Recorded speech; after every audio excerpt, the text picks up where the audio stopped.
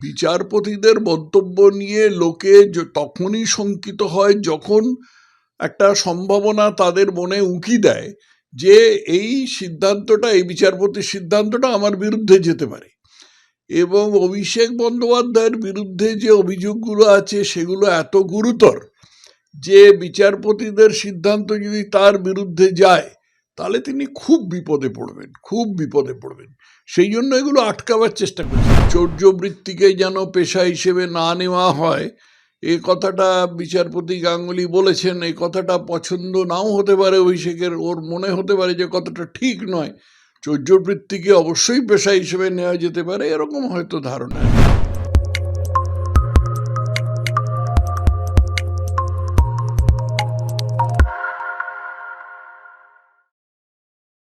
বিচারপতি অভিজিৎ গঙ্গোপাধ্যায় এবং বিচারপতি অমৃতা সিনহার কোনো মন্তব্য যাতে কেন্দ্রীয় তদন্তকারী সংস্থার তদন্তে প্রভাবিত না করে তার জন্য সুপ্রিম কোর্টে আবেদন জানালেন অভিষেক বন্দ্যোপাধ্যায়। কি বলবেন? আমি যতটুকু আইন জানি যে একজন সুপ্রিম কোর্ট বা যে কোনো কোর্টই আরেকজন বিচারপতির মতামত, সেটা একজন তৃতীয় বিচারপতির মতামতকে প্রভাবিত করতে পারে কি না এ বিষয়ে কোনো নির্দেশ জারি করতে পারেন বলে আমার মনে হয় না। মানে ব্যাপারটা আমার কাছে খুব ধোঁয়াটে লাগছে। আমি বুঝবার চেষ্টা করি যে অভিষেক ব্যানার্জি সুপ্রিম কোর্টে গেলেন, সুপ্রিম কোর্ট ধরে নয় যে এক তর্কের খাতিরে যে উনি যে দরখাস্তটা করেছেন সেটাকে মঞ্জুর করে দিল। অর্থাৎ যে দুজন অভিজিৎ গঙ্গোপাধ্যায় এবং অমৃতা সিনহা, এরা দুজন যে মতামত দিয়েছেন বা যে কথাগুলো বলেছেন সে কথাগুলো তাদের অন্য একজন তৃতীয় বিচারকের বা বিচারপতির মতকে প্রভাবিত করবে না এরকম হুকুম দিয়ে দিল। প্রভাবিত করবে না এরকম হুকুম কি করে দেয়া যেতে পারে? যদি বলেন যে হ্যাঁ দিয়ে দিলাম হুকুম, তাহলে তারপরে তৃতীয় বিচারপতি যে হুকুমটা দেবেন সেই হুকুমটার মধ্যে তার মনের ভেতরে কি কাজ করেছে, প্রভাবিত করছে কি না, সেটা কি করে জানা যাবে? বিচারপতিকে তো প্রথম কথা জিজ্ঞেস করতে পারবে না কেউ যে প্রভাবিত করেছে কিনা। আর দ্বিতীয় কথা হচ্ছে যদি প্রভাবিত করে থাকে এবং উনি যদি বলেন না প্রভাবিত করেনি, তাহলেই বা কি করা যাবে? এটা একটা অদ্ভুত জিনিস, অভূতপূর্ব জিনিস। এটা অভিষেকের মাথায় এসেছে কি করে আমি জানি না। সম্ভবত উনি পকেটে পয়সা বেশি আছে সেই জন্য কোনো একটা আইনজীবীর কাছে গেছেন, তারা বলে দিয়েছে আপনি যান সুপ্রিম কোর্টে। এবার সুপ্রিম কোর্টে এই প্রসঙ্গে বলি যে সুপ্রিম কোর্টে যে পরিমাণ দরখাস্ত একটার পর একটা অভিষেক বন্দ্যোপাধ্যায় এবং সেই সঙ্গে রাজ্য সরকার করে চলেছে, এবং এতে যে ধরনের আইনজীবীদের প্রয়োগ করা হচ্ছে, যেমন অভিষেক মনু সিংভি বা কপিল সিবল, এদের পেছনে কত খরচা তা আমি জানি, খুব ভালোভাবে জানি। এই টাকাটা কোথা থেকে আসছে? এটা অল্প টাকা নয়, এটা 2-3 লাখ টাকার ব্যাপার নয়, 10-12 লাখ টাকারও ব্যাপার নয়। এই টাকাটা কোথা থেকে আসছে, কত টাকা এসেছে, এই ব্যাপার একটা শ্বেতপত্র প্রকাশ হলে ভালো হয়।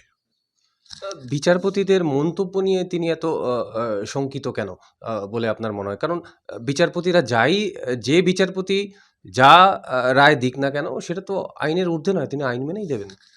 বিচারপতিদের মন্তব্য নিয়ে লোকে তখনই শঙ্কিত হয় যখন একটা সম্ভাবনা তাদের মনে উঁকি দেয় যে এই সিদ্ধান্তটা, এই বিচারপতির সিদ্ধান্তটা আমার বিরুদ্ধে যেতে পারে। এবং অভিষেক বন্দ্যোপাধ্যায়ের বিরুদ্ধে যে অভিযোগগুলো আছে সেগুলো এত গুরুতর যে বিচারপতিদের সিদ্ধান্ত যদি তার বিরুদ্ধে যায় তাহলে তিনি খুব বিপদে পড়বেন। সেই জন্য এগুলো আটকাবার চেষ্টা করছেন। এগুলোকে বলে obstructing the course of justice, মানে ন্যায় বিচার যে পথে হবে সেই পথে উনি বাধা দেওয়ার চেষ্টা করছেন। দার্জিলিংয়ে চা বাগান ঘেরা কমলালেবুর গ্রাম সৌরিনীতে এবং দাওয়াই পানিতে ঘরে বসেই কাঞ্চনজঙ্ঘার দৃশ্য উপভোগ করতে আড্ডাহাট হোমস্টে বুক করুন 9836499678 নম্বরে। এর আগেও আমরা দেখেছি যে বিচারপতি গাঙ্গুলির একটি টিভি চ্যানেলে সাক্ষাৎকার নিয়ে তিনি সুপ্রিম কোর্টে গিয়েছিলেন এবং তারপর তার বেঞ্চ পরিবর্তিত হয়েছিল। এক্ষেত্রেও তিনি একটি ভিডিও নিয়ে গিয়েছেন যেখানে তিনি অভিযোগ করছেন যে বিচারপতি গঙ্গোপাধ্যায় রাজনৈতিক উদ্দেশ্যে এই ধরনের মন্তব্য করছেন। তো এই ক্ষেত্রেও কি প্রভাব পড়তে পারে? সেটা আমি কি করে বলবো? উনি যখন সুপ্রিম কোর্টে গিয়েছেন তখন সুপ্রিম কোর্টের মহামান্য বিচারপতিরাই বলবেন যে প্রভাব পড়তে পারে কিনা।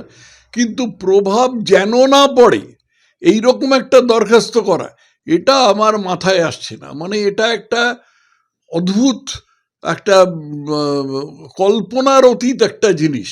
কে ওকে বুঝিয়েছে, কে ওর আইনজীবী আমি জানি না, কিন্তু আমার ক্ষুদ্র বুদ্ধিতে এই জিনিস আসছে না। আমরা এর আগেও বিগত কয়েক বছরে বা কয়েক দশকে বলবো বিচারপতিদের এইভাবে কোনো রাজনৈতিক নেতার সম্পত্তি জানতে চাইতেও দেখিনি। তো বিচারপতি গাঙ্গুলি অভিষেক বন্দ্যোপাধ্যায়ের সম্পত্তি হিসাব চেয়েছেন।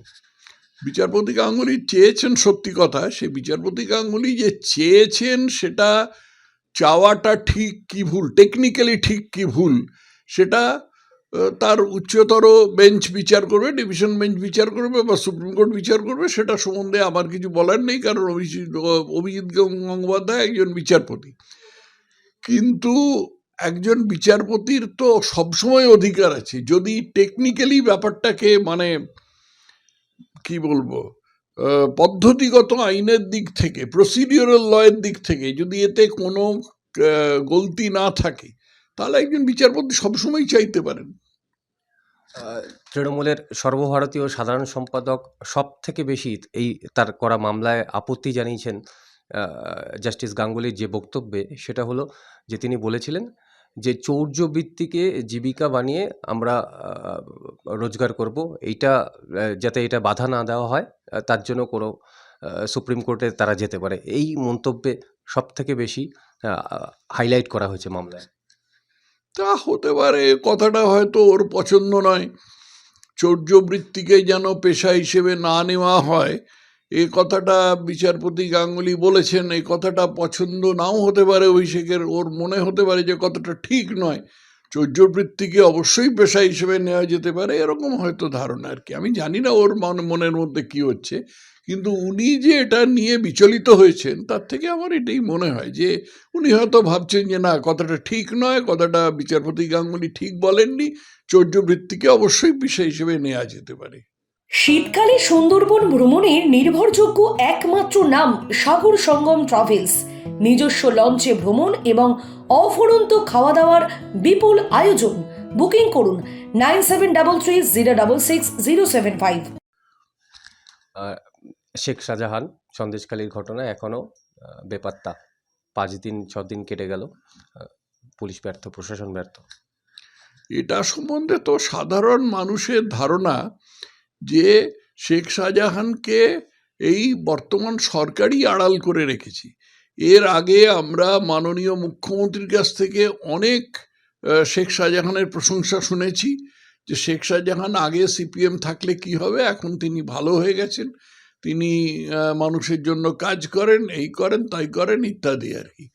তো তার বাড়িতে যখন ইডি গেল, তখন 1000 না 2000 লোক সেই ইডিকে ঘিরে ধরলো কেন, মাইকে তাদের বিরুদ্ধে প্রচার করলো কেন, এবং তাদেরকে সেই ইডিকে ভয়ানকভাবে আহত করলো কেন, এটা আমার মাথায় আসছে না।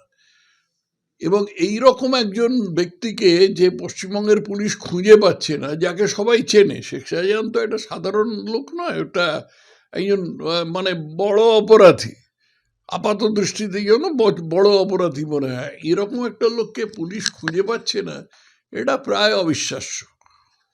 পঞ্চায়েত নির্বাচনের পর থেকেই রাজ্যের আইন শৃঙ্খলা নিয়ে প্রশ্ন উঠছে। এই মুহূর্তে এই সন্দেশখালীর ঘটনায় তা ব্যাপকতা নিয়েছে।